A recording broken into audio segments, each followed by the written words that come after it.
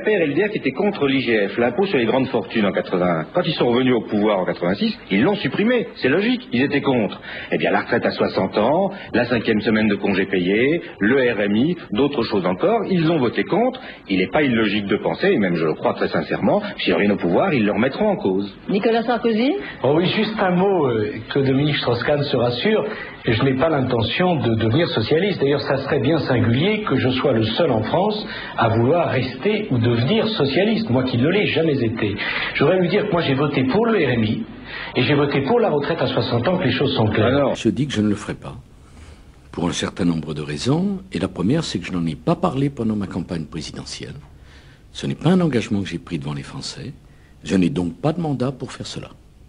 Nicolas Sarkozy en déplacement hier à Beauvais. À huis clos devant des militants, il aurait mis en cause François Mitterrand sur la question des retraites, estimant qu'il y aurait eu moins de problèmes s'il s'était abstenu de ramener l'âge de départ à la retraite de 65 à 60 ans. Quand un homme est capable, 15 ans après le décès de son prédécesseur, de le mettre en cause, devant l'incapacité à prendre en compte ses propres échecs, on le renvoie à ses propres mensonges. Mais ce n'est pas digne d'un président de la République. Si on compare un jour le bilan du président Mitterrand et celui de M. Sarkozy, d'un côté vous avez un président qui a construit, et de l'autre nous avons aujourd'hui un président qui est jusqu'à présent a pour l'essentiel démoli. Pour les élus locaux, ce ne sont que des mots. Ils sont 44, de droite comme de gauche, à avoir signé cette lettre ouverte parue ce week-end. Manque de moyens, violence, les maires de banlieue redoutent de nouvelles émeutes. Oui, on redoute des émeutes, mais vous les redoutez tout le temps, enfin. Oui, premièrement, on les redoute tout le temps, puis moi, j'aime pas le chantage à l'émeute, mais il y a quand même un certain nombre de chiffres qui devraient alerter la société française avant même les émeutes. Enfin, est-ce qu'on peut accepter que 10% des villes les plus riches consomment 30% de toute la richesse des villes, alors que les 10% des villes les plus pauvres ne consomment que 1%. On m'a reproché d'avoir utilisé le mot Karcher. Je sais que ça dérange, mais moi je le dis comme je le pense. La sécurité, ce n'est pas que pour les riches. La sécurité, ce n'est pas que pour les bourgeois. Sur le cours central, hier, pile à 15h37 pendant les questions au gouvernement et au détour d'un revers...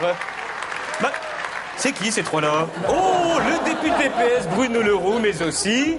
Nicolas Perruchot, je suis député du Loir-et-Cher. Valérie Fourneron, je suis député maire de Rouen. On les a trouvés, ils s'étaient trompés d'hémicycle. Et nos trois compères étaient dans la loge de la Française des Jeux. Alors ça, c'est cocasse.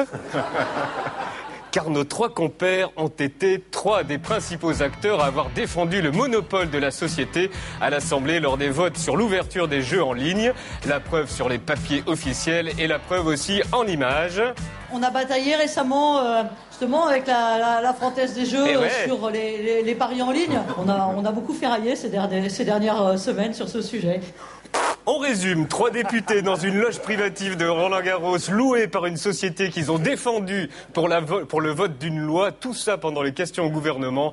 Alors là, on dit hip hip hip.